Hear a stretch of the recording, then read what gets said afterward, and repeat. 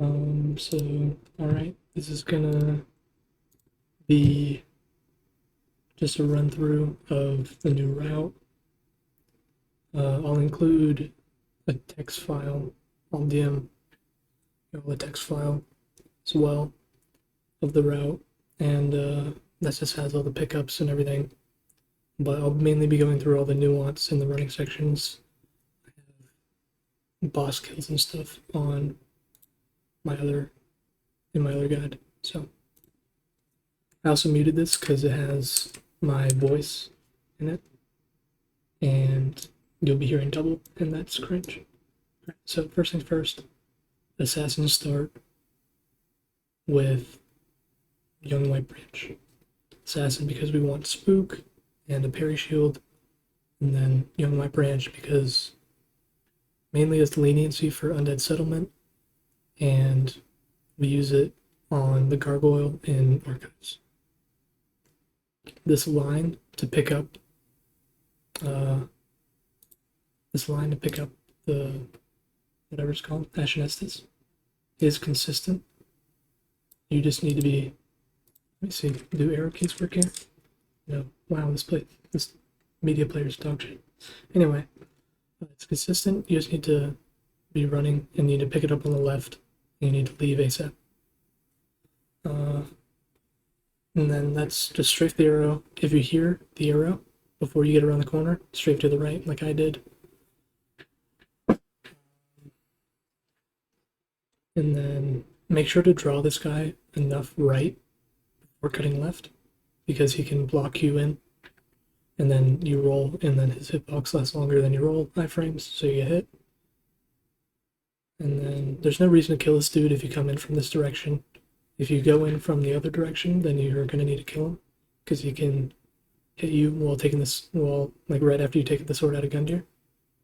But without the, if you go in from the left side, then there's no need to do that. I just put the items on my taskbar, like my toolbar, rather than in my pouch. I don't know. I just like it better.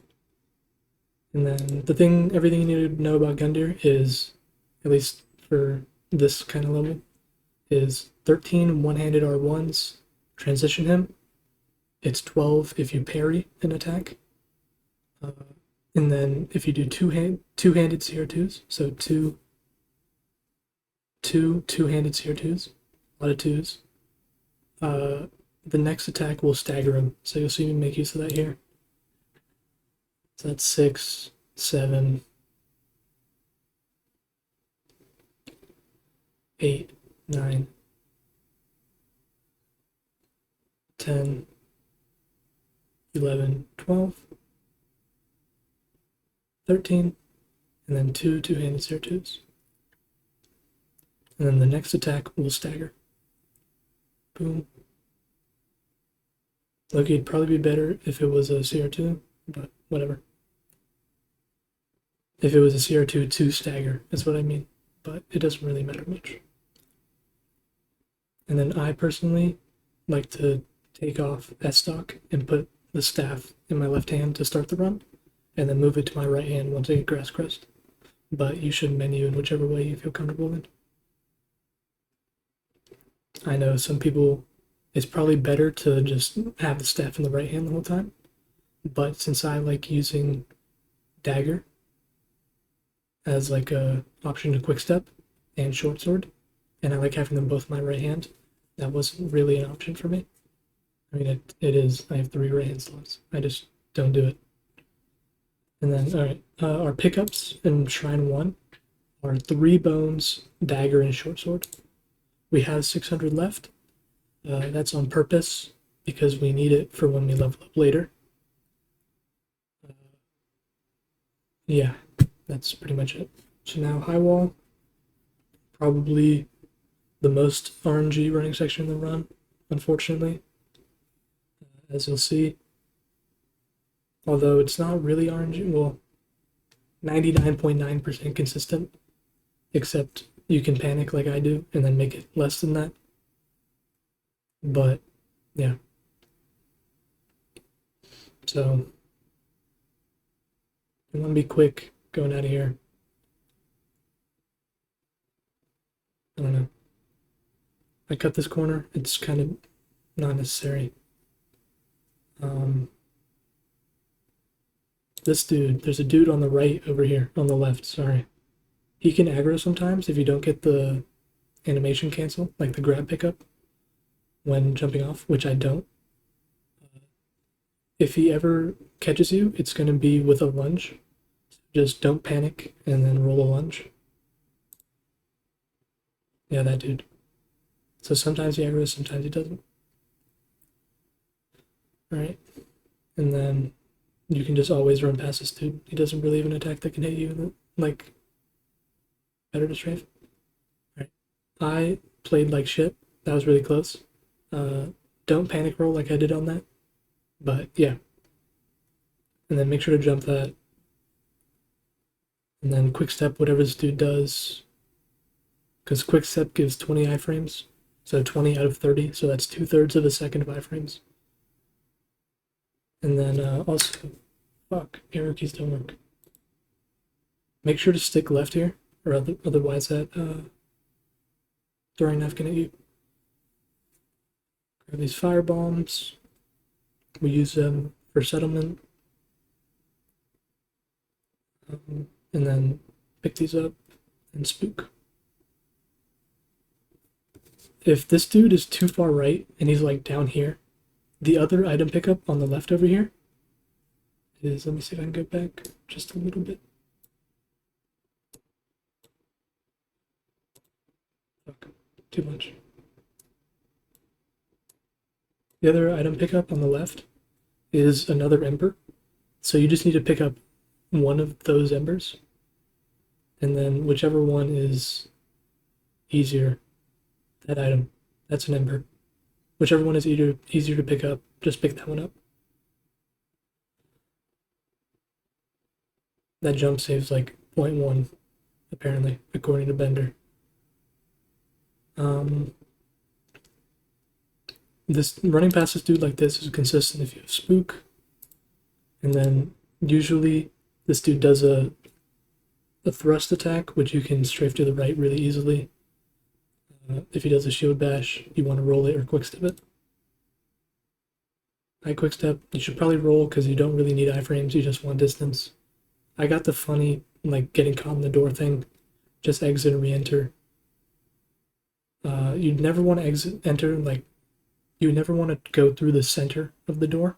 You want to try and, like, hit the door and go off, but I mess it up. And then spook in the middle and run through. Or spook and run through the middle. That's consistent if you have spook. I like equipping my fire bombs on the walk to Yorm. You could also equip lightning resin. I don't know. I just like grabbing it from my inventory.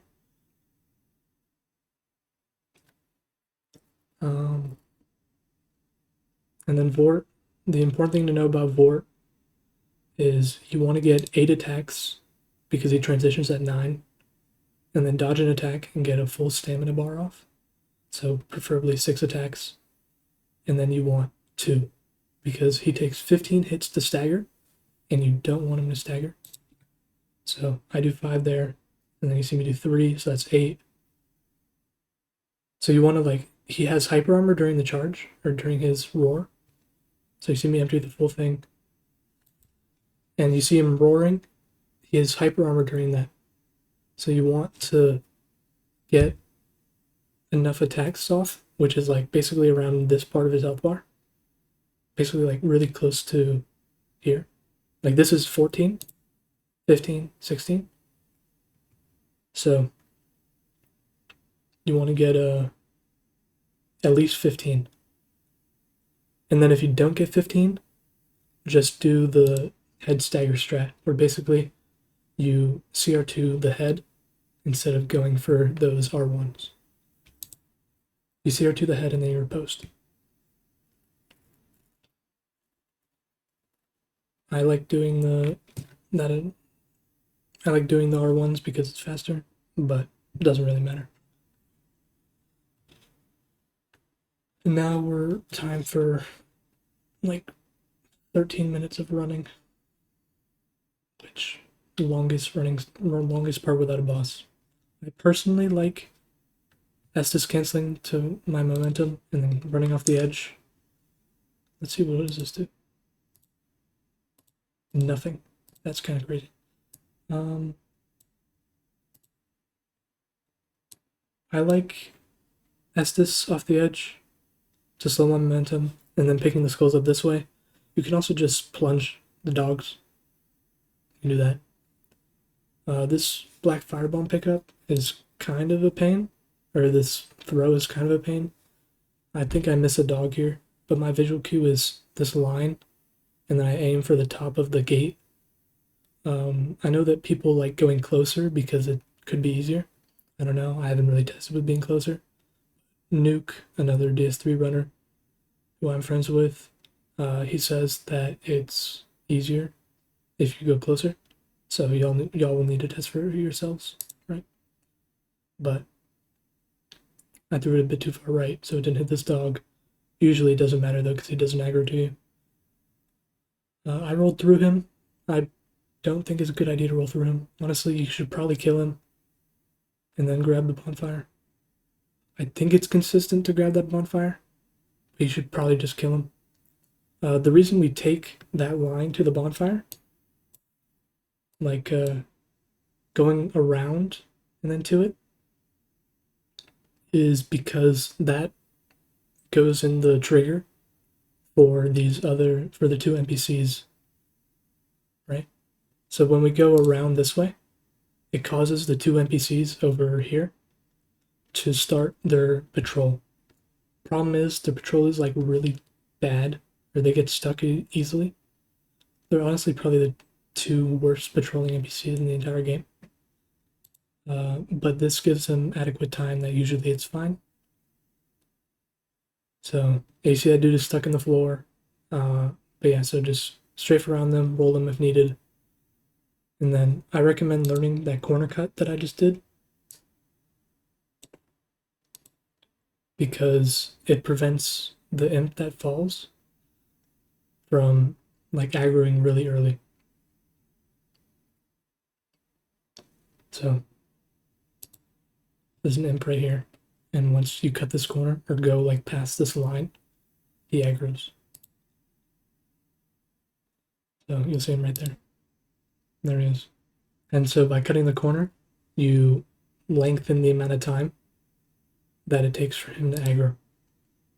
Or rather, like you're out of there quicker. And then here, this guy there's two RNGs. He'll either attack you and then you roll into him, or he'll idle and then you roll into him. Either way, you're rolling into him. Just one, he staggers when you roll into him, and one, he doesn't. Either way, you're rolling into him, and then you're going to pick up the item, and you're watching if he's going to attack. So he was attacking. So I rolled into him. I'm watching. I'm looking at him. He attacks. I roll, and then I cut this corner. Grab that. The cage that's on the right of this item pickup is alive, so make sure to pick it up from the left. And then you can do a cool skip where you go over the chairs there. That saves like 2 seconds. Roll into this dude. The ones that were alive were alive. Imps are chasing you here, so you want to be fast. Pick up the soul. Pick up this Titanite. And I'm like 99% sure you can roll into that dude if you need to, like this dude. But if you don't need to, like because he's this far back, then it's fine. But he won't always be this far back. Sometimes he can be in range to attack you, and you should either roll into him, or if you know his moveset, just quick step him. And then for this lizard, I don't know why I jumped there. For this lizard, you do a CR2 and a R1. You want to lead it this way. I just messed that up. Dodge that dude if you need to. Usually you don't need to. And then do this little skip. the way that I like to set up is you run onto this tombstone, you cut back, and you're like running up this corner, right? And then as you get close to the top, you jump. Yeah, so that was kind of it.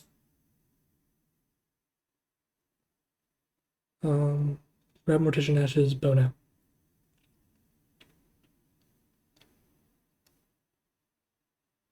This is a pretty scary segment of settlement. And this is where we use firebombs. Not this part specifically, but later.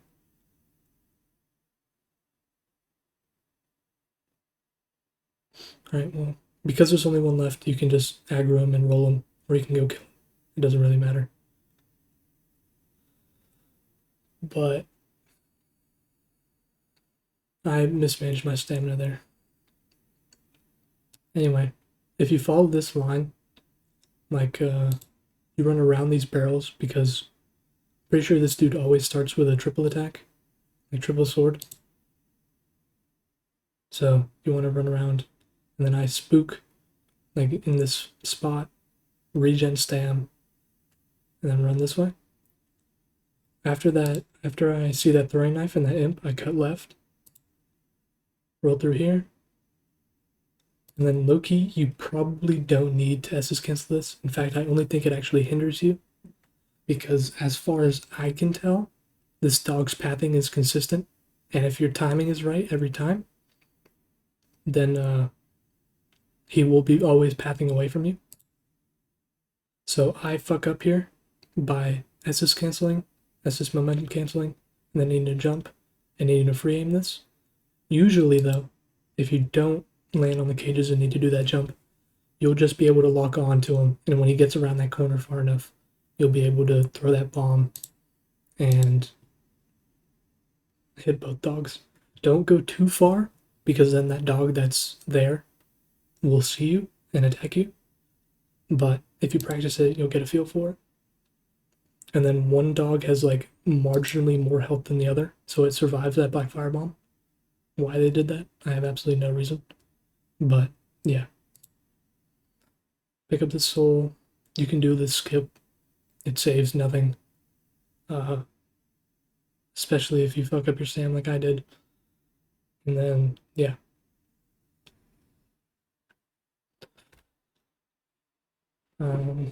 I like putting my skulls in the second slot.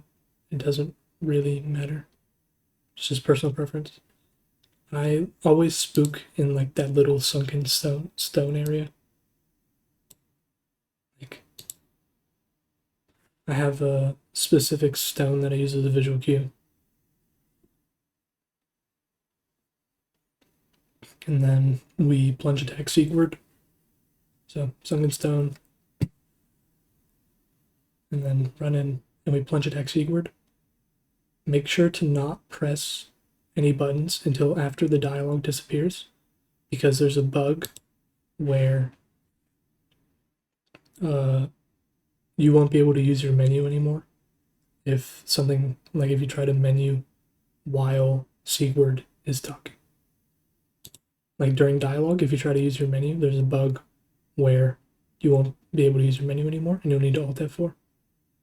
For that guy, in one of my other guides that I'll link to y'all, I have basically every RNG form. I have every RNG form. And that's the one with all the boss fights as well. So, and like all the general knowledge that you'll need to know. So, I'll link that to y'all as well. Open the door. Just roll out of it. It's like a 1 in 100 million chance that you'll get hit there. Like frame trapped out of that door. I've never seen it happen. Nobody I know has ever gotten hit to it. I just heard once that CBD got hit to it. But opening that door is 100% marathon consistent, and you don't need to do anything else. I guarantee it. If you ever get hit there, I'll give you $5. Anyway, pick up this card soul. I was about to say I give you 20, but I'm not. I'm a college student. Anyway. Yeah, so roto sacrifices, we don't really do anything here. We just run through. You need to be careful because these guys can bug out and like look to attack you before transforming, even though they're supposed to transform before attacking you. So you need to watch for that. It's pretty recognizable when they don't transform. So yeah. Um, yeah, we pick up this Titanite shard because we need 12. So this is number 4. And then we do a firebomb strat for this dog to make stuff easier. Although I thinking back on it, this is probably bad. The firebomb is good, but I should just after the firebomb, I don't need a plunge. I should just run off and do an R1. So that's what y'all should do. Just run off and do an R1. You need to make sure that you go around this tree like this, because for some reason it impacts this crab's aggro, where he won't aggro early when y'all pick up grass crest. So, yeah. That's when I like to switch my staff to my right hand so that I can left hand grass crest.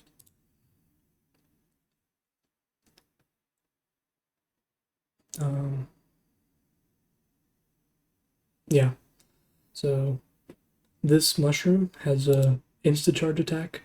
So whenever you are running by him and you get close and he's looking at you, just safety roll.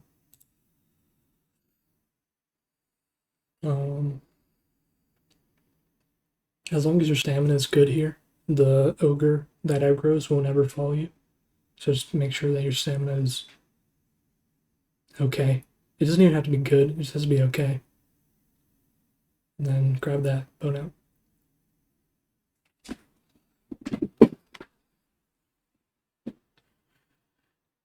And now we're going into Farron for the rest of our Titanite shards and Watcher setup. As long as you keep on running forward, like sprinting, that crab will never catch you. Skull here, skull far enough left so they're out their way. That first NPC has his staff, like its weapon skill is Warcry, and Warcry has a AoE, so just watch for that AoE. Let's go down the ladder, and then Farron.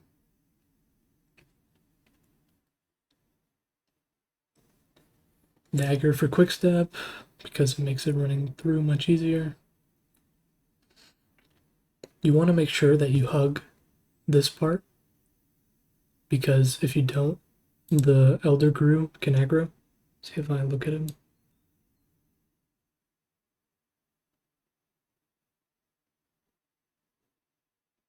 Please. Yeah, whatever. Good enough. You'll see him here in a second. That dude, he can aggro. So just hug the rocks and you'll be fine.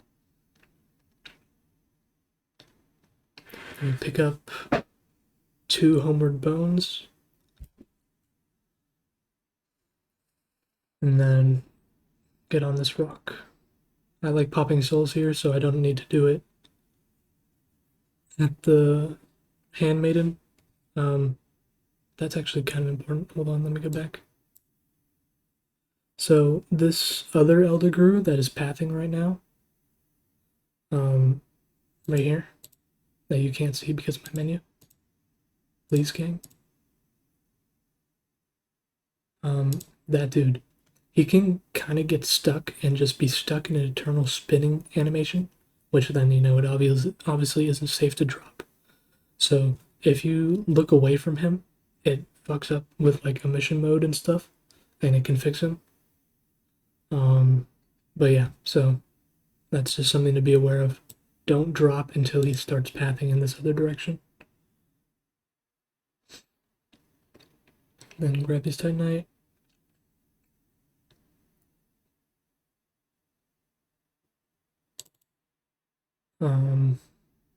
After this pickup, make sure to roll right because these slugs are gonna aggro. So,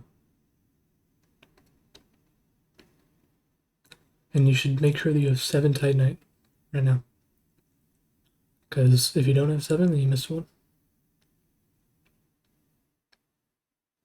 We go pick up Keep Ruins because we need it for Watchers because we do early Sage for early Hidden Body so that we can preserve skulls for Deacons. Because while you probably shouldn't need more than 7, it is damn nice to have more than 7. Just in case, because Deacons can orb can go in somebody that you recently killed and mess it up. But yeah, so that skull was normal, I guess. Just throw the skull there, don't get in the way of anybody unless they're sprinting towards the skull. Because you don't want to get in the way of an attack, right? I kind of fucked this up. You're supposed to hug the right there, but it really doesn't matter. You just need to be careful. The reason I'm taking such a wide line is because there's an enemy, like right there, and he has like a really wide targeting radius. So you just need to hug the left, and you'll be fine. Just follow the route that I take, and you'll be good. And then we wait for this other dude to aggro, or not aggro, we wait for him to patrol, or going for this third fire. So pop souls, and then I like to spook when he turns around, and then spook again once he gets close to turning. Which, yeah, like just wait in the doorway. Then once he turns, I'll sprint to the bonfire.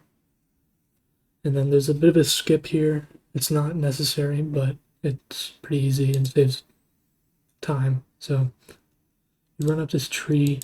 You want to run like here to the left of this knot in the tree, and then kind of aim to jump over it. So run left and then you jump. And then pick up that shard. If you miss it once, it's probably not worth going for again because your spook might run out. So I would just go around them. And by go around, I mean like go a bit. I can actually showcase that. By go around, I mean go around. Fuck. Hold on. There's just a way down, like here, past this brick wall, and you can just go there.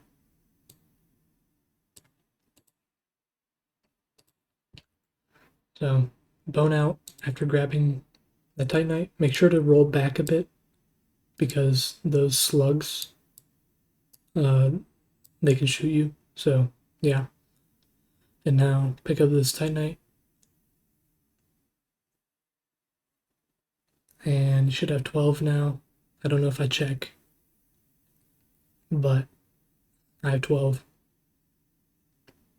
One thing you need to worry about here is this Elder Guru. He can be looking at you. In either case, you can just run forward and then roll a horizontal swing. Everything else you can outspace, or you can take a wide line. Yeah. So I just run through. He's not looking at me, so it's fine. Basilisks in this game, they don't have a hitbox, so you can kind of just run in and pick the shit up and then bone with no consequences. So, yeah. Now we're going to Shrine, and when we're getting enough int for Hidden Body and enough dex to use Twin Blades. And this is why it's important that we only buy 3 bones when we first exit Gundyr. It's so that we have enough souls for that level up. And also make sure that you upgrade your weapon before you infuse it because it's cheaper and you probably won't have enough souls otherwise. So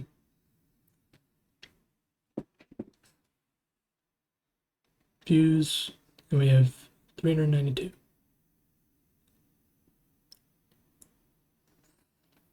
Alright, so now we go. I fucked this up. Actually, no, I didn't. Not yet. I did fuck up menuing when trying to go to Watchers. Or, I guess, teleport menuing. But I take off pants here because that puts me on light load. And if I had pants on, I'd be at medium load. So there's two RNGs to this room. There's one where the mage shoots you and then falls. And there's one where he doesn't shoot you. The one where he doesn't shoot you, you just have to be more vigilant on, is he gonna attack? So this mage, he can either decide to shoot you and then he'll fall off the edge, or he cannot. He doesn't here. Then another thing you need to watch for is I actually got it in this run, which is a really good showcase. There's an enemy following me. Hold on. Let me pause so you can hear him. I don't know if you'll be able to hear him. Okay. You probably won't be able to hear him. I don't have that set up in OBS, but you'll be able to hear him coming. So I play this kind of poorly because I'm talking to Orbeck, but you should really just wait for him, and then if he shows up, just kill him. So he hits Orbeck. Luckily, Orbeck, I thought he like aggroed, but he doesn't. So Dr. Orbeck hit the wall here. You see me do that before that entire shenanigan goes down, because it draws this mage right here, over here, which makes him not a threat because we can jump over him. So I hit him again because he also hears this entire commotion. So I just want to make sure he's in the right spot. So hit the wall, jump over, and then hug the left here in case, because that mage will turn around to you jumping over him. So you want to hug the left so that he doesn't shoot you. And then here you want to fire resin for this bush, because this bush is the trigger for Sage to spawn, and you want to get to Sage as soon as you can. And then for here, for Sage, you want to have full stam, and then you want to L1, R1, L1, R1, L1 as soon as you can. Make sure to not get hit by Flash Sword or any melee attacks. So L1, R1, L1, R1, L1. And you want to do that for all 3 cycles. I think I have a Sage guide linked in the other guide, which has all the boss fights. I'm not 100% sure. But, yeah. So, it's just like 2 Sage patterns, one phase 1, one phase 2. They're fairly simple. I might go through them super quick, or through this one at least. So L1, R1, L1, R1, L1. And then I know where he's going to spawn here, because this pattern always means that he's going to spawn here. Because phase 1 spawns, he spawns where the crystal is not. And so the 3 spawning locations, if you're standing in this location, is by this fog wall, where this crystal is, and in this corner. And these crystals here mean that he's not going to spawn here. And these crystals here mean he's not going to spawn here, so the only option left is the middle. So I know he's going to spawn here.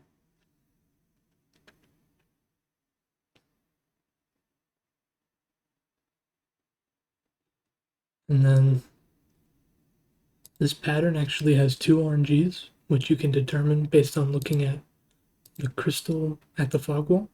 If there is a crystal here, it'll be the left spawn. And if there is no crystal, it'll be the spawn by the fog wall. So no crystal, so it's fog wall spawn. And if there's any crystal in the Sage cave, like where he initially spawns when you run in phase 2, he will always spawn there. That's like a quick breakdown of just some of the RNGs. Luveneer has a guide, Competitive Pie has a guide, but you can low-key figure it out yourself if you spend like 20 minutes and you just look at every RNG. Be like, oh, I remember that one. I meant to showcase a slower way here, but I honestly recommend just like learning these guys' RNGs. I have it in the guide. So, by the way, the guide that I'm sending you has a completely different route than this one. I don't recommend it compared to this one. This one is better. So we grabbed this bonfire because the whole reason we came over here was for Orbeck to get hidden body. So now we're going to get hidden body.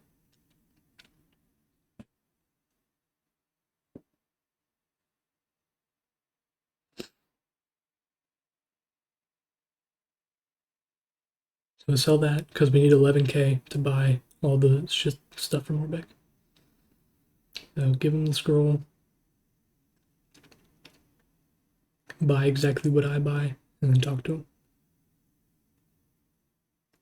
Until we get slumbering. Put on slumbering. And then this is where I fuck up the menuing. You want to go to keep ruins. I don't, so I'm going to skip ahead until I get there. So keep ruins. Pretty simple now that we've hidden body. It's simple without hidden body. But we save a skull here by getting hidden body, so that's why we do the early stage. Well, technically, you don't really save a skull because, well, you do in the fact that if you don't use a skull, you're gambling like 95 to 5 odds. So I take those chances usually, but I don't on this run because this is a route meant for people who haven't really done DS3 before. So hidden body there.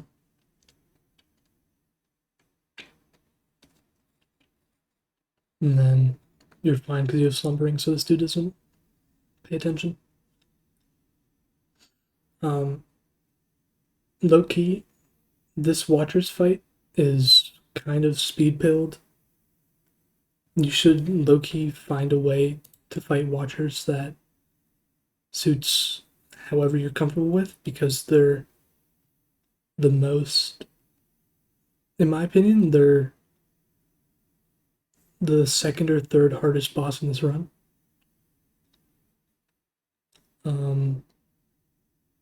Yeah, so you should find a way that's comfortable.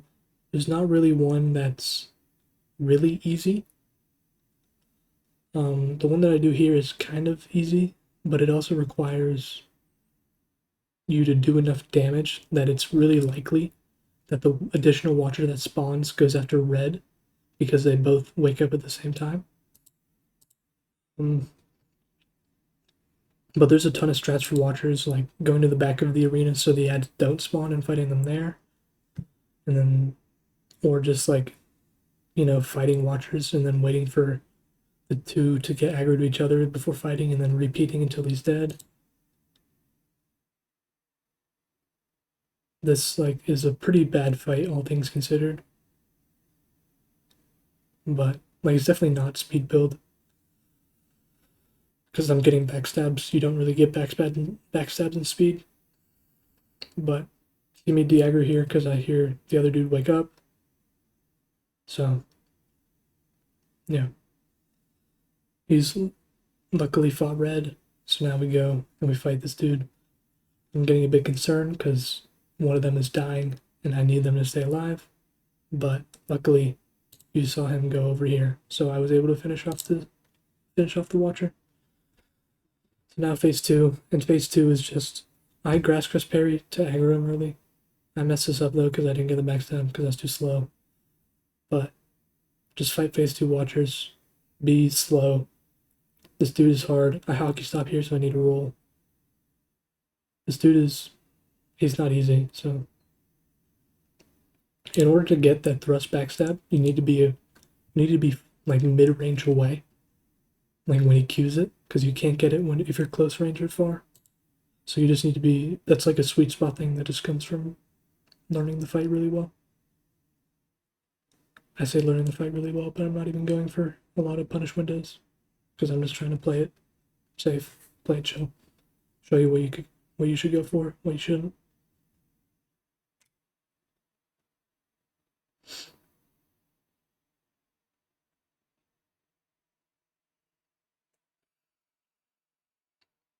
So, pretty standard Watchers. I pop the soul immediately while this is opening. And I think I mess up here because I accidentally hit him body instead. You don't really need to hit him body. You shouldn't hit him body. You just need to spook. Spook, and then you run off while drinking Estus to cancel your momentum. And then here's kind of important. So the skeletons in this hallway spawn at these candles. So I like to start regenning Stan at around here, so that I'm able to sprint the full way to Milk Ring without aggroing anybody, or at least aggroing them to the extent that they chase me. And then just follow my line through the pots, because some pots have magic in them and you'll get hit if you roll through them. We use Milk Ring because it's 3 extra decks. It's not actually that important on this run, but it's important enough, I guess. This was something new I tried. What I would probably do instead is, instead of hit embodying up there, I would hit embody probably like around here. Yeah, probably actually just right when you drop, I would hit embody, because you want your hit embody to last until you get through the doorway, which this one doesn't. So just hit embody after you fall. And then yeah, that should eliminate all RNG from that section.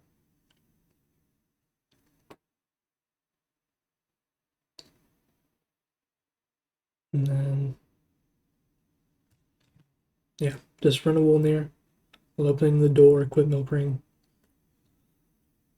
Although, like, in my sub 50, we have 19 decks going to here, and then Milk Ring, so 22.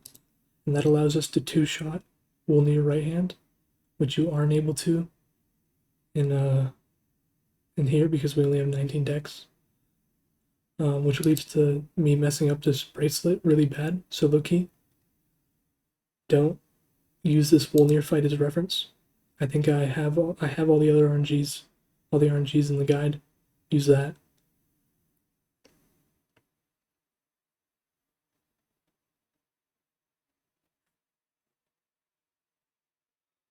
But this was a pretty atrocious Wolnir fight.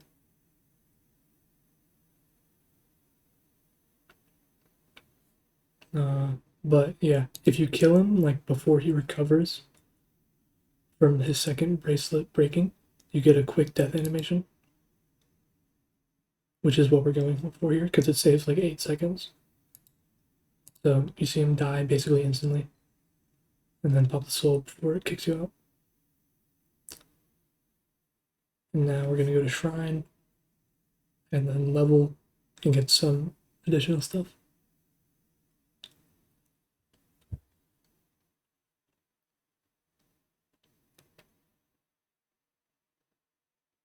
Right, level up to 32 decks.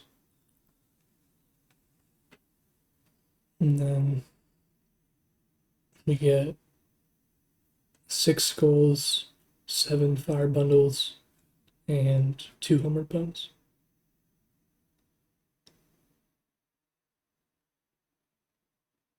So kind of slow menuing, but it's whatever, it doesn't matter.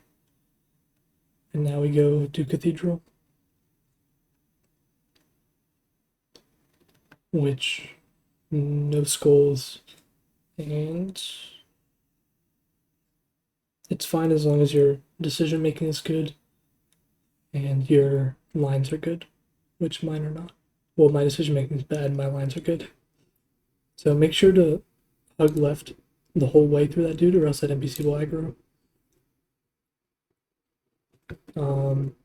Make sure that you have good stam here, because if your hidden body runs out too early, then the dog will aggro and then you lose, because they can teleport, because DS3 things.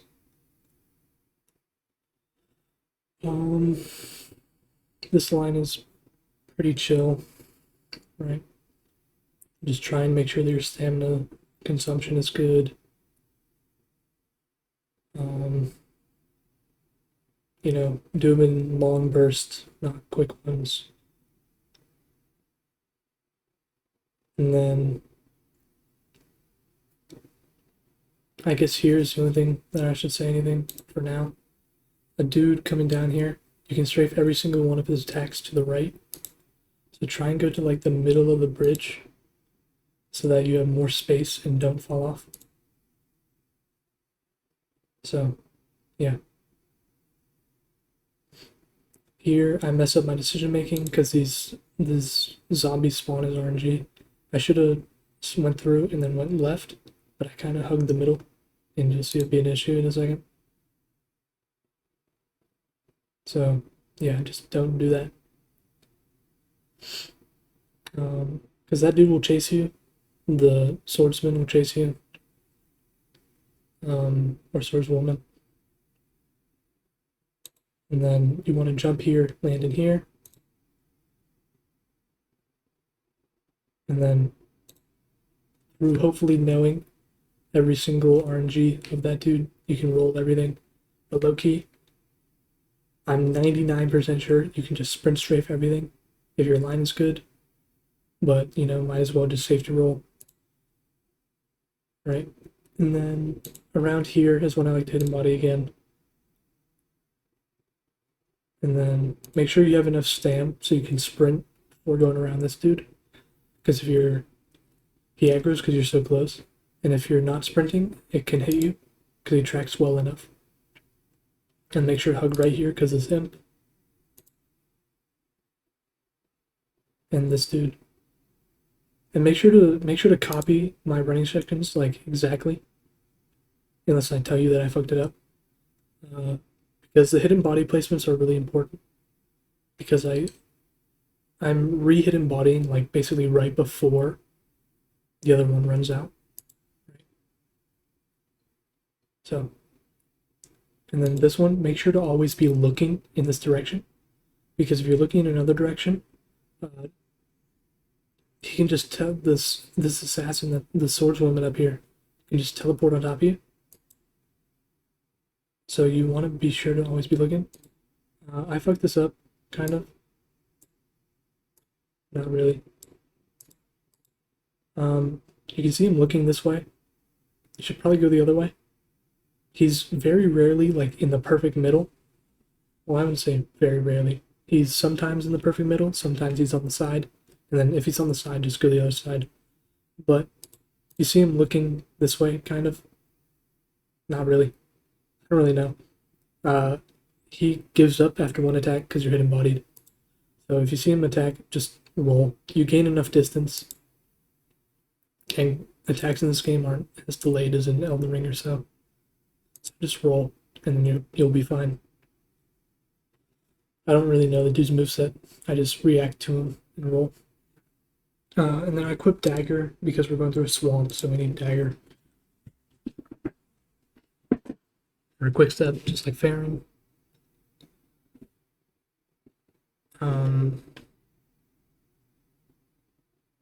Yeah, and then take this line. Make sure to cut around this corner quick, because another fireball can be headed in your direction.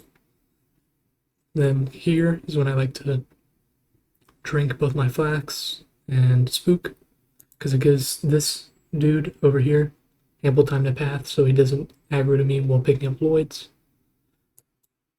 And then yeah, get out dagger. You'll need to decision make based on this imp's pattern, like his walking pattern.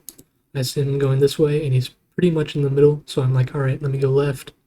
If he's over here, he's gonna path this way. He basically just paths back and forth this way. So you wanna, pick the direction he's not gonna be in. So I pick left because he's going to the right. If he's going left, go right. If he's close to the left, or if he's close to the right, but he's not quite there yet, maybe go left anyway. It's just a decision you'll need to make after seeing him. Give it like 2 or 3 tries and you'll understand. This dude aggroed for an unnaturally long amount of time. I don't really know why. And then make sure to try the slug's position, and this swamp is RNG. You'll need to deal with it. Problem is that you won't really have any quick step FP to do so. So you'll need to make the decision, where will I not get hit?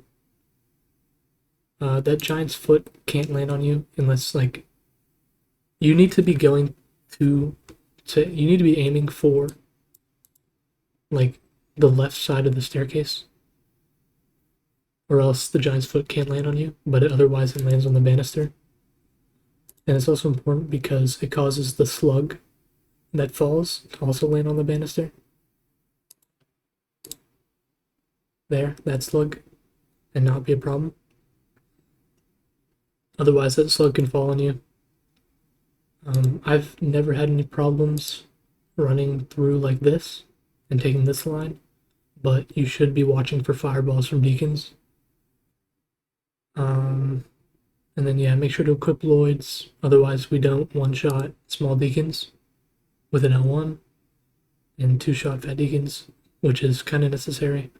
So make sure to equip Lloyds and then have your skulls and fire bundle out. So I like to skull instantly, wait until they're all aggroed because these fat deacons on the side can cast fireballs. So wait for them all to aggro that, and then running attack that dude. You want to kill as little deacons as possible, while also getting them to form as close to the coffin as possible. So that was kind of a mistake, because the more deacons you kill, the more likely that the soul is going to go to another deacon. Like one of the deacons that spawns on the side, because they have set spawning patterns. Like each deacon spawns in a specific spot when it's killed, because they respawn. So you need to kill as little as possible so that there's less of a chance that it spawns in somebody that's not on this side of the coffin and is all the way over on the back or on the side of on the other side of the coffin.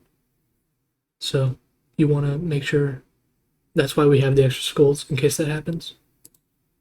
So yeah, but it's no really big deal if you kill them, right?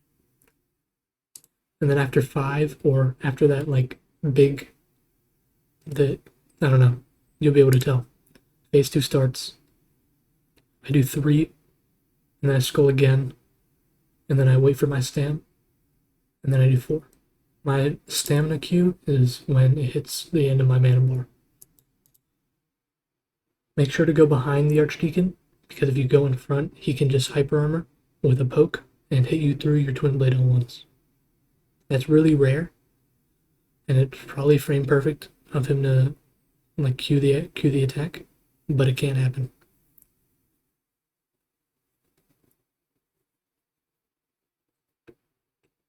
And now we're on Irithel. That's kind of early game done, and now we're in mid game. I don't want to say early game done after 30 minutes because that's literally halfway through the run. But yeah, I guess early game is done. I don't know. Kind of what I consider to be early game. So now we're running so that we can get Pontiff Left Eye Ring from this dog. My visual cue for where to stand is this ice patch after this lamp shadow. I buff before he jumps, and then 2 twin blade L1s to the head. I try and aim for like to the right of the snout, because it lines up with the second L1 of the twin blade better, because it's a horizontal attack. And then L1, R1, L1, R1, L. Kind of like on Sage. Well, it's exactly like it is on Sage. And then I switch Lloyds with Pontiff Red Eye, because we don't need Lloyds until the second parry of Pontiff. And if we put both the rings on at the same time, we go over medium load. Although it really doesn't matter, because it's not like we're going to be using twin blades in these running sections anyway. I need to mute for a second, probably. But anyway, Irithel's not hard. Just hit him body and follow my segments. I'll be right back. Just follow exactly where I use my hidden bodies. So I hit him body there. I hit him body up here on the second set of stairs, which leads it to be just the perfect amount to get past these patrolling Irithel Knights. As long as your stamina's okay. Like, it's not too crazy to mess it up, But as long as your stamina is okay, then you'll be fine. Like, I kind of fuck it up here. Like, I shouldn't really be regenning that much because I just need to get past them and they're the last enemies for a little bit. But, no, it's good. Right. And then just follow my line. Nothing really to say for a little bit.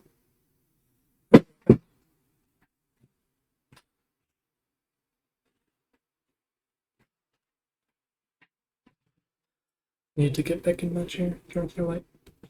Anyway, for this section, I recommend taking the line where you roll through these barrels, just because I think it's safest. So roll through these two, sprint a bit, and then roll through twice again. And then I like to jump over the railing because there's some invisible, quote unquote invisible, shades here. So I like to jump over this railing because sometimes you get a cool FDC, fall damage cancel, and sometimes I don't know. I just don't like running past invisible enemies when I can't see them queuing up an attack. That's a cool FTC, by the way. I did no fall damage. Usually takes like around a third of your health bar. But grab these blossoms, and then we grab another blossom over there. If you sprint in water, it actually regens full stamina, and it's way faster compared to walking. So it surprises me how little people don't know that. I also didn't know that for probably like a year of running DS3 because I just never seen anybody do it until Rev, the speed like world record holder for Halo Speed, told me. So, and then I like this line through Eartho Dungeon, like jumping off here. Although you can hit in body, it's not required, but you kind of need to not hardfall here, which isn't that hard.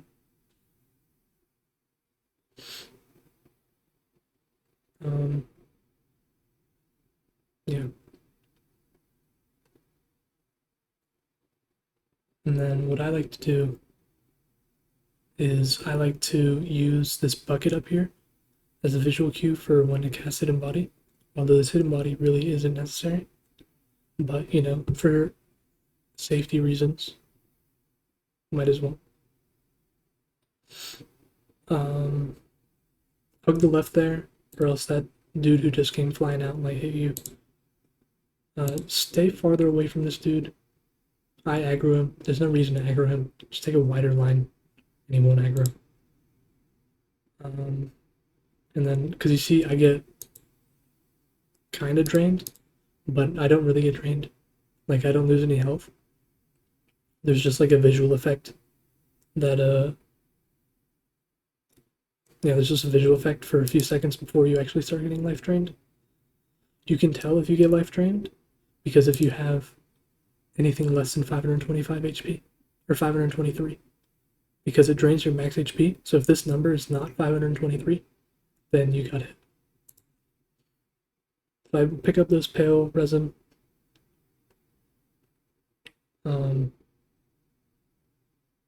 That's not necessary. I just do it because it's cool. And then we do dungeon skip here in a second. The way I like to set it up is I like to like have my foot off the edge a little bit, like halfway off the edge, and be facing so that if I backstep, I'll kind of go into this wall. So spook, backstep, you're good.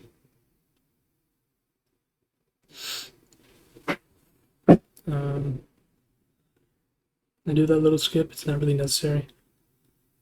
Or that little time save. Make sure for this, make sure that you're walking in the middle of the path.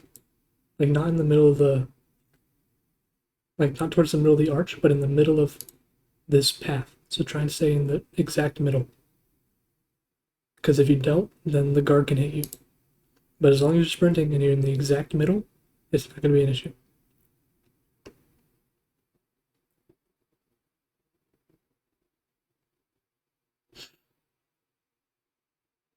And then this is another kind of scary section.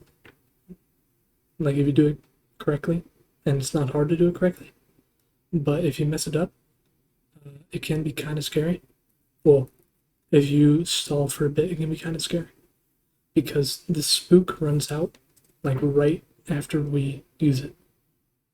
So we do like a big fall and then it runs out like a second after. So try and take this line exactly. Yeah. So you see it just ran out. If you're not comfortable with that, you can probably, well, you can spook at the bottom. And yeah, actually, what you can do is you can jump off the ladder fairly early. Like, I don't know why I didn't do this in this run. It saves time too. But you can jump off the ladder. Like, I'll pause it when you can. Like here. So after this section, you can jump off the ladder and you'll survive. And that's way quicker and gives you more leniency on spook. So, and by jump off the ladder, I mean just like spam B until it lets you go. So that would make this more lenient. I don't know why I didn't do it. You should do it.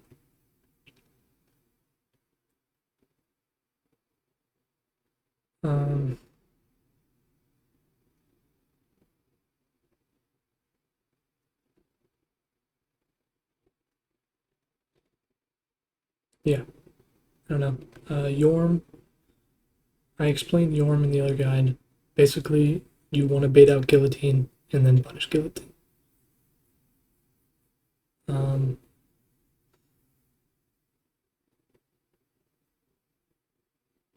I am crazy for rolling that. Like, that was insane. I might be the GOAT.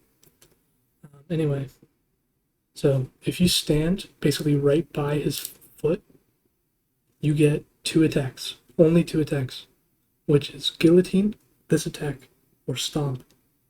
And what you kind of want to be doing, you want to be punishing Guillotine and getting back in position to cycle between those 2 attacks. So you kind of just want to be RNG farming Guillotine, right? My visual cue here for when to attack with Stormlord is after this hand goes down. Like it goes up and then it goes down. I'd probably do it when it goes up, actually. Smoker had a visual cue for it. He probably doesn't remember it. This is important, actually. You saw me lock onto the head for this. If you roll back on the stomp in phase 2, he'll always follow up with the slam. And then he'll always turn if you stay in that same spot after charging Stormwiller. If you lock onto the body like you are doing when you're punching Guillotine, or like you should be doing when you're punching Guillotine, is he can actually miss. So you want to lock onto the head when punishing this attack exclusively, and then get back in position. And yeah, something about Yorm Arena. A lot of the terrain can just eat your Stormwilder inputs. Stairs can. A lot of the stuff on the ground can. See if I can. Like this can eat your input. Like any like mound of shit on the ground can eat your Stormruler. And there's a lot of frame perfect memes with Stormruler. Like if you charge Stormruler, like it gets charged and then you roll in the same frame, it eats your roll input. Or just one other, I don't remember. But yeah, so just be cautious, be aware. I probably explained it in the video. And yeah. Bone back to the last bonfire.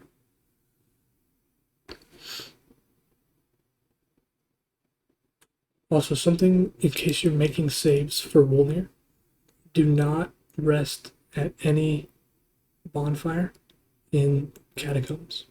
because that, for some reason, makes his AI more likely to draw out his sword and like to like use his to summon the sword, which makes our RNG our like because it's scripted down to 4 RNGs, so it just makes our RNGs useless if we add another one or so.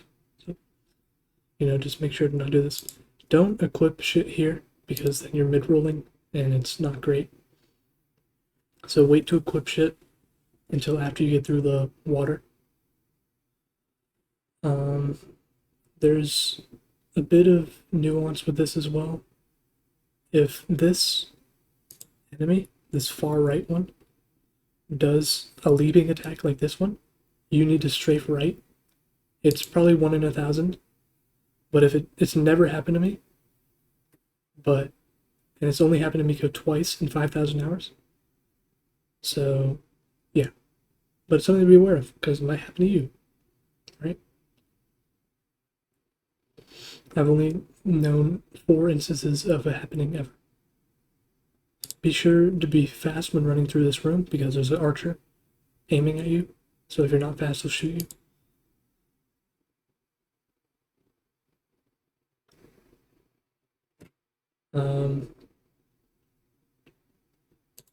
I like my curated body is the top of the stairs. These dogs that run down have a really weird patrol pattern. You'll see it. Well, they don't have a pattern at all. They just do whatever they want. So yeah, just be wary and give them lots of space. So you see that dude just does a 360. Yeah. And then for here, I don't know, just run through within body. And then what I like to do is I like to hidden body here in this corner because hidden body actually messes with Pontiff AI according to Domenico, who is the number 2 record holder for hitless speed. So, yeah, just don't mess with it and make sure to hidden body early so that he does his scripted opener because apparently he cares if you're hidden bodied or not enough to not do his scripted opener if you are. Sometimes. I don't know, it's never happened to me. Anyway, parry this, right? And then equip Lloyd's. If you stay in front of Pontiff, he's limited to doing two RNGs. Parry. Right? And now, third parry, we fire buff. And then we get 4 L1s. Make sure that you have more, like, you use your mana bar again as to make sure that you have enough stamina for 4 L1s. And then swap to Grass Crest for extra stam. I was a bit too far here. Usually he backsteps. And then I got a partial, which is not great. But, because usually you kill in 4 L1s unless you get a partial, which just means that only one of your 2 blades hit, right? So, usually it dies in 4, but if not, it's no big deal. Just hit him again. Then, yeah. But now we're going to be medium load if we have on Twin Blades and the staff and Crest and all the rings. So I take off the buckler that I put on for Pontiff and take off Twin Blades as well because I won't need them until I go in Aldrich. So here, nothing crazy. Just follow my visual cues for hidden body. They are important. I use this statue as one, and then this statue as the other. I guess that obelisk, and then this statue. Make sure that no fireballs are thrown at you, and none of these NPCs aggro.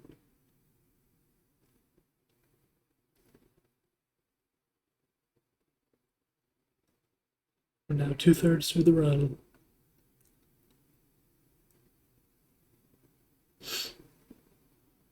So I view like Lothric Castle entrances in game. Once you're out of Irithel, then that was mid game. Alright, now grab the large shard and the Executioner's Ashes. Actually, that's kind of important to say. Hold on.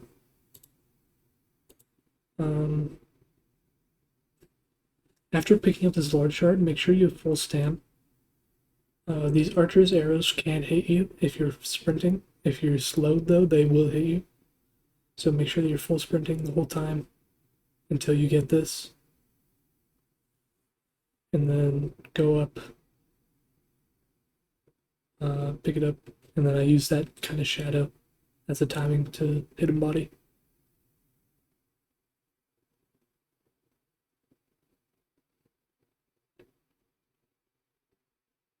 And I like to jump off heading towards this because you can clear the edge if you go far enough.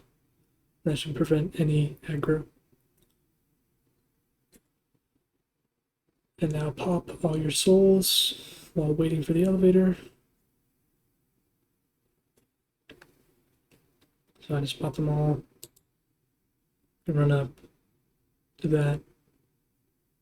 Now go through here. And now gonna go to Shrine again.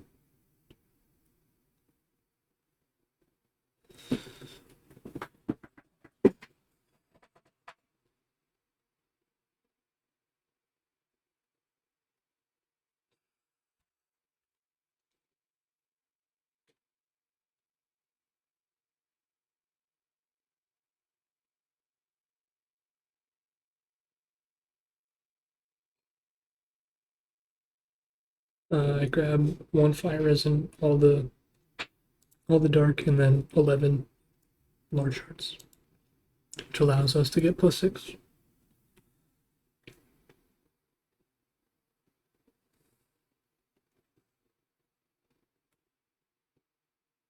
And then we get 36 dex, 17 endurance. We get 17 endurance because that allows us to get 5 L1s with full stamina with our twin blades, compared to 16 where we only get 4. But it allows you to get 5 continuous L1s with twin blades if you have 17 endurance.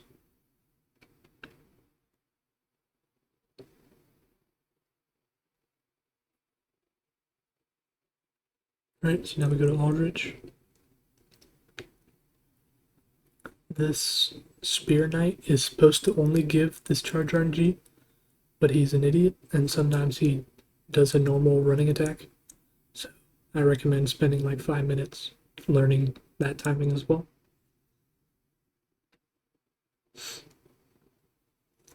And then I like to hit him body at the top, and then Green Blossom here before these dudes aggro, because they aggro as I'm going around here. Because this Green Blossom lasts for Aldrich and then some of Dancer. So I probably wouldn't menu there because you need to know what these guys are doing. I would menu while going through the fog wall to put on twin blades. And I'm mid-rolling here, but I would probably take off staff. Yeah, so take off staff while going through the fog wall as well. You can probably take off staff after you put on hidden body, after you hidden body. So I explained Aldrich as well in the guide. I'm pretty sure I also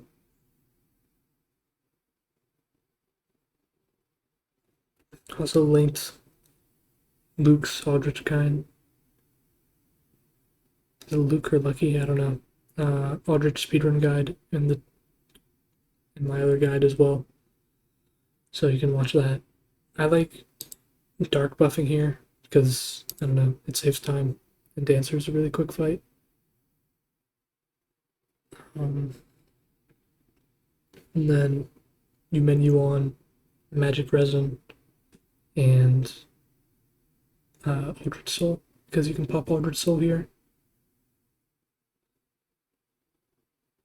And then I fucked this up really bad, but what you can do is there's a you want your foot to be facing, like, to be between the letters and the edge of the summoning circle when you pop Aldrich Soul, because that way it, like, fast forwards through a cutscene.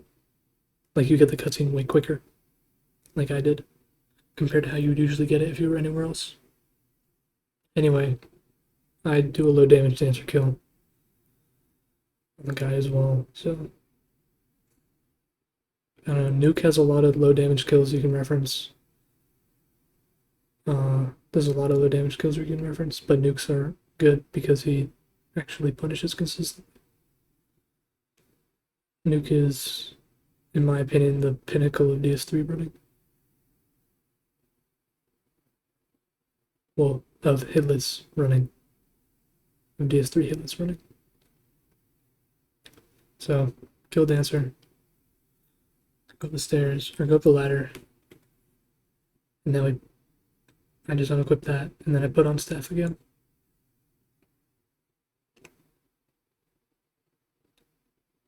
Because we use hidden body and twin blades for Lothric, and we also want to be medium load for DSA for the phase 2 transition. So yeah, I kind of wait there because you can't really get through if that guy's there, so you just need to wait for him to come down the stairs.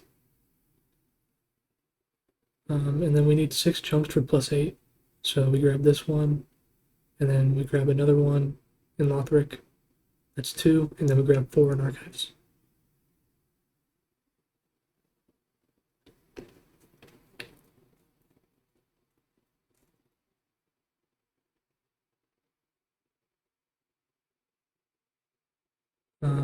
Yeah, that's fine.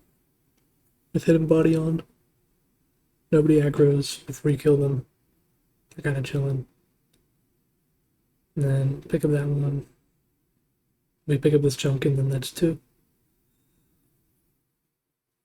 I kind of messed this up because I forget I need to hidden body here because I usually don't. Checkers that dude, so I said I'm going to the right. You can't be too far though to the like forward. Usually I buff around here so that this dude doesn't see me, but this spot is fine too. You get enough here, like you go far enough with it at this point as well. So just void everybody and run through. So this next section is kind of important as well because it's the one section that's I won't say RNG. It's RNG if you don't have a skull, which is important because if Deacons fucks you really bad, you might not have a skull here. So, and I say RNG, but I don't really think it's RNG. It's just 3 hollows come running down the stairs, and they don't care about hidden body, so you need to run past them, right? Which usually that's most times, like 99% of the time, it's no big deal. But sometimes they can just like form a line and block your path forward, and then it becomes an issue. So I hit a body right before the top of the stairs where they aggro, and then I throw that skull there so they're aggro to it while I take a far path around. And then you want to be quick here so this knight doesn't aggro when your hidden body goes away. And then, yeah, so now DSA. I would Blossom and then Resin inside the fight. I Blossom really early, like outside, but you don't really need to Blossom outside. You can just do both inside. He takes long enough to wake up that it doesn't really matter. Now, I explain DSA as well, and I do a long DSA kill in the guide. Again, Nuke is a good reference. P2, if you decide to learn it, is really good to know because, it just makes it so that you can adapt to any unforeseen situations, but it can get very hectic. So, the reason I go for so many attacks there is because I know I'll get that stagger. And then don't ever hit the shield in phase 2. And you can get frame trapped either way, like really low odds, but you can either way. But in phase 2, you just don't want to do it ever because it just leads to this drag attack every time. Like some sort of two-handed stance attack, either to the drag or the jump, if I'm remembering correctly. So I'm like, thanks, give me the follow-up. He gave it, so now it's over. And I fucked this up pretty badly. You want to grab this bonfire here first, and then go get the chunk, and then go to archives. But I go to archives, realize I missed a chunk, go back for the chunk, go here, rest, or even worse. So grab the bonfire, go get the chunk, and go to archives. Because I do this really badly where I'm on the way to archives, like, oh wait, I need the bonfire. And then I'm like, okay, I have the bonfire now. Let me go grab the chunk. But you need to rest the bonfire to refill your blue. And so I just completely lose like 30 to 40 seconds here. Not that it really matters, but yeah, so I go here. But bonfire, chunk, archives. And I'll be pretty for real with y'all. This archive section is not super well tested. Well, it's well tested, it's not extensively tested. I'll say that. But hidden body here, run press, this imp, this line seems fine. Grab this chunk. The sage always seems to do quick slash, which if you fight, I don't know, we fight sage before, you know how to react to that. And then I'm 99% sure that you can't Q an attack fast enough to hit you. But, you know, maybe I'll be proved wrong one day. And now you go down here. Yeah, you know, just try and be straight with your lines. Make the most out of your lines. I don't know. This is the part that's kind of sketchy. Not that. That's fine. You always want to circle around that scholar.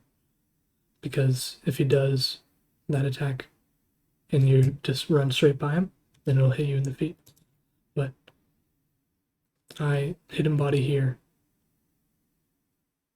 And then this guy's scary because this dude will aggro. This dude should not be the problem. What's going to be the problem is Sage.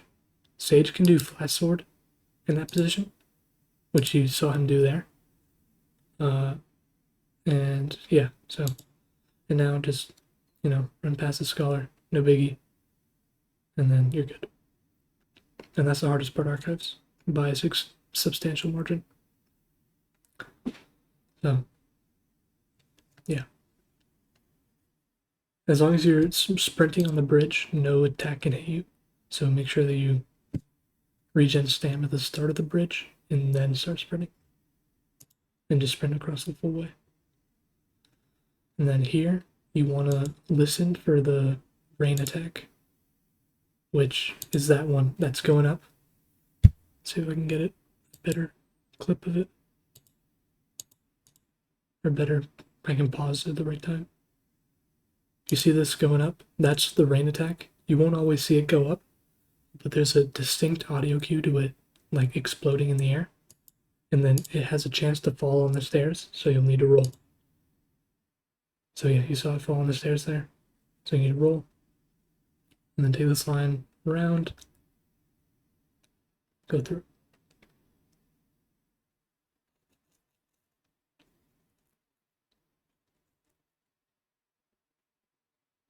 And here's where we use the young white branch.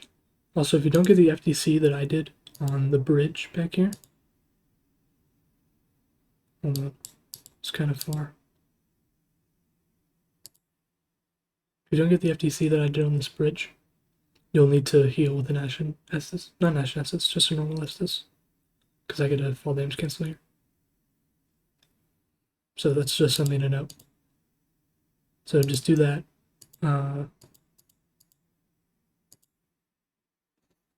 like after you fall down from this ladder or so. Just heal, and I like pop my Ashen Estus here, or I don't, but I would heal here. And then yeah. So I branch, my cue for branching is here, then I walk forward to here, and then I cut left.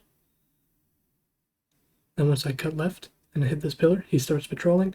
I open my menu because that way when you are looking at him, it doesn't actually turn your character, even if you hit the other joystick. Well, it might if you hit the other joystick. But I like to open my menu because it's like an extra bit of safety, I guess, from turning to look like with your camera. And then just wait until he starts pathing all the way down.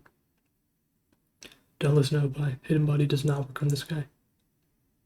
So, also don't switch anything in your inventory, like while he's walking past you, because he hears it. Like if you change from your staff to your twin blades or so, he hears that and he aggroes. Alright, and here are the last two chunks that we pick up.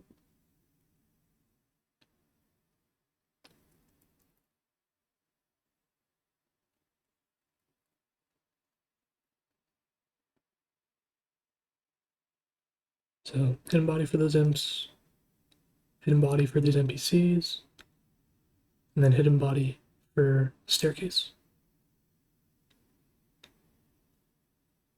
Don't go any farther than I just did with the hidden body. It really doesn't matter how early you do the hidden body. You just need to get into this room. Like the last 7 seconds of this hidden body are completely wasted. But I don't know. And then just follow my hidden body cues as normal.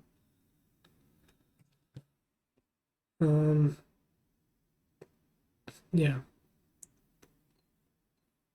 And then we go put down this elevator, and then we go bone out of twinces, which I mess up because I'm not used to it.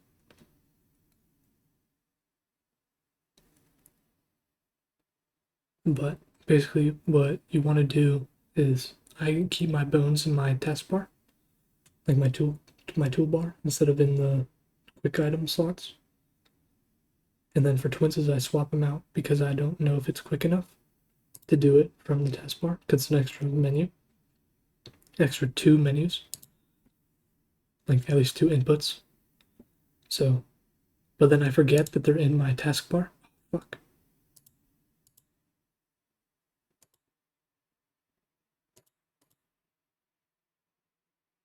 Did I? Okay. I just trolled. My bad. Okay, so anyway. I equip my bones in my toolbar. And then I forget that they're in my toolbar. So then I open my... Alright. I put my bones in my quick item slots, and then I forget that they're not in my toolbar anymore, so I open my menu. And then they're not there. So then I need to react to what Twinces does. That's never an issue though for you. Or it shouldn't be. Just bone out like normal. And now we go get +8 and we level endurance.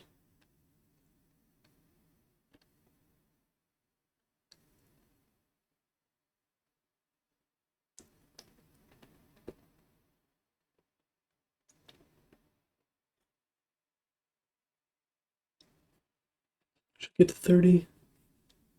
And now we go to Twinces. And we do the Twinces cheese.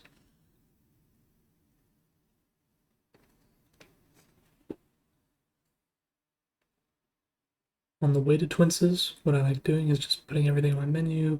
And then on the elevator, I like popping the souls and continue menuing. So I like putting on, because we use lightning for phase 1 and fire for phase 2. So I put that on. Yeah.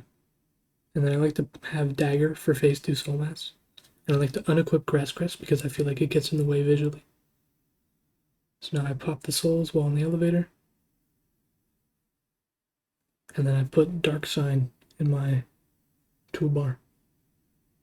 Because there's some time save that we can do for it with it after we get the Lord of Cinder cutscene.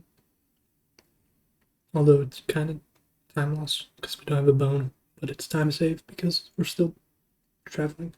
Anyway, roll into the fog wall to start. Twins doing that. And then once he's sufficiently far in it, use Green Blossom and Gold Pine. And then roll, and just roll until you're able to attack him.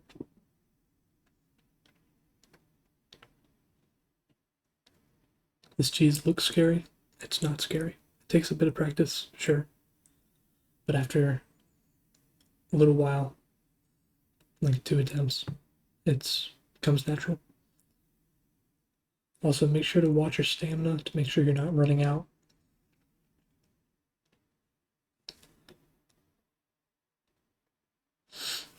Because that's important. Very important to watch Stam during this fight. In phase 1, he should stagger 1 hit from the end. There. And then just 1 again, he's dead. And then I like waiting until I hear the soul mask go off before quick stepping, then quick step while shifting.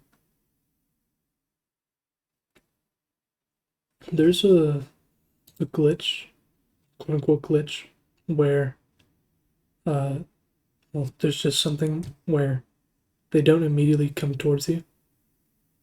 I'm not very well versed, but I think it's a safe state thing if they don't like immediately start teleporting towards you in both phases. So yeah, now just put on charcoal pine, and yeah, same thing as phase 1. Except you need to watch your stam because of green blossom right now. So I think like as long as you make your safe state like outside of the hallway that leads up to Twinses, I think that it'll be fine and it won't happen. So it's good practice. So you have like good practice instead of needing to wait for them. But I'm not 100% sure it's safe state related because I don't do this cheese very often. So like I wasn't really watching my stamina there, so I kind of depleted it fully, which is bad. But he's dead. Take off all the stuff. Put on dark for Cinder and the green blossom, which I messed up. And then teleport back to Shrine with a bone. Don't use Dark Sign yet.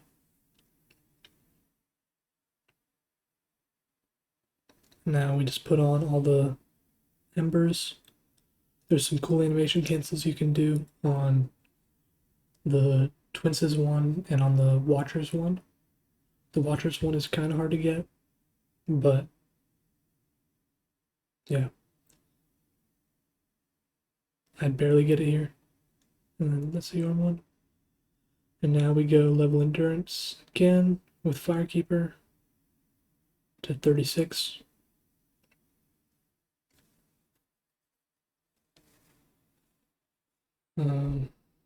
Yeah, and now we go here, and this is where we use Dark Sign. So we just Dark Sign here. The bonfire lasts rest of it because it saves a bit of time. So yeah. So have your green blossom and your human pine on, and then you know what, low key, what you could do is you could, instead of picking up the magic pine resin in dungeon, you could buy a second fire resin when you go to Shrine 4 for +6. So use that on DSA instead, and it might be a bit more damage. And it might make a difference, or it might not, I don't know. But I think fire might be better than magic on him. Again, I'm not 100% sure. You could probably test and find it out. My nose is speeds does magic, so it's probably better. But they also don't pick up like anything fire related ever in speeds. So yeah. I have a center guide in the like all phases ever. Well, I don't know. I have a center guide for all phases in the other guide, so I'm not gonna go through this. But for the most part, you should be one phasing him. Like he can be mean and just